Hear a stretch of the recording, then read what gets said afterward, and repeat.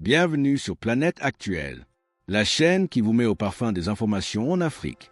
Dans ce discours sans détour, l'intervenant analyse la présidentielle béninoise sous l'angle d'un rapport de force profondément déséquilibré. Entre la majorité au pouvoir, portée par Romuald Wadani et Mariam Chabi-Talata, et une opposition jugée affaiblie, il pose une question centrale. S'agit-il d'un véritable duel démocratique ou d'une élection jouée d'avance ? Le débat va plus loin en évoquant la continuité du système Talon, les intérêts du pouvoir, le rôle futur de l'ancien président et les risques politiques liés à une succession verrouillée. Une prise de parole forte, critique et riche en enjeux pour l'avenir du Bénin. Like, abonne-toi et active la cloche de notification pour ne rien rater. La majorité présidentielle donc présente le duo Romuald Wadani, Mariam Chabi Talata, tandis que l'opposition, même si vous n'aimez pas beaucoup cette appellation, est représentée par Paul Hunkwe et Judicaël Mouanou, pardon. Alors, peut-on parler d'un véritable duel politique ou un rapport de force ?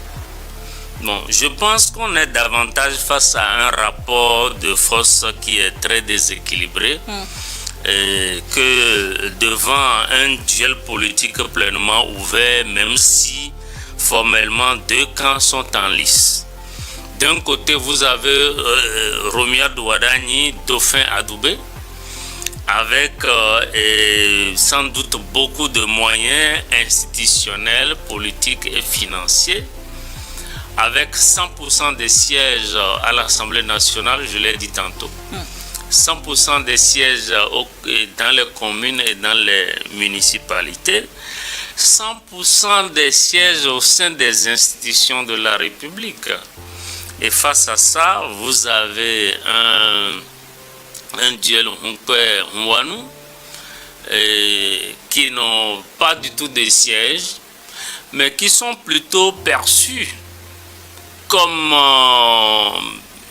excusez-moi du terme, une girouette qui va servir plutôt à l'élection de se tenir et qui va peut-être permettre de légaliser ou de valider donc cette opération qu'on va appeler élection, mais qui en réalité ne respecte pas réellement les critères et les principes en matière de pratique démocratique. Donc, non, c'est un rapport de force qui est très largement déséquilibré et qui, d'ailleurs, même quand vous lisez sur les réseaux sociaux, vous voyez que plusieurs Béninois ne s'embarrassent pas de dire que ça ne sert à rien, pourquoi ne pas organiser une cérémonie de passation de charges tout simplement. Justement, Romuald Wadani, le candidat est souvent présenté comme un technocrate et surtout un héritier potentiel du système actuel. Est-ce que sa candidature est-elle une continuité du pouvoir selon vous ou une tentative de renouvellement ? Non, Romuald Wadani a plusieurs missions, je pense. C'est d'abord le candidat de la continuité. Mais continuité des actions en cours, du rythme impulsé et du niveau élevé de rigueur et de résultats produits par le système Talon. Mais je pense que Wadani est là également pour permettre au président Talon d'avoir une retraite paisible, de continuer à agir dans l'ombre puisqu'il sera au Sénat, et puis de pérenniser sans doute les intérêts du clan. Je crois que ce sont ces trois missions qui lui incombent. Mais on verra si ça marchera. Parce que d'abord, vous savez que le mandat est porté désormais à 7 ans. C'est désormais un septennat au lieu d'un quinquennat.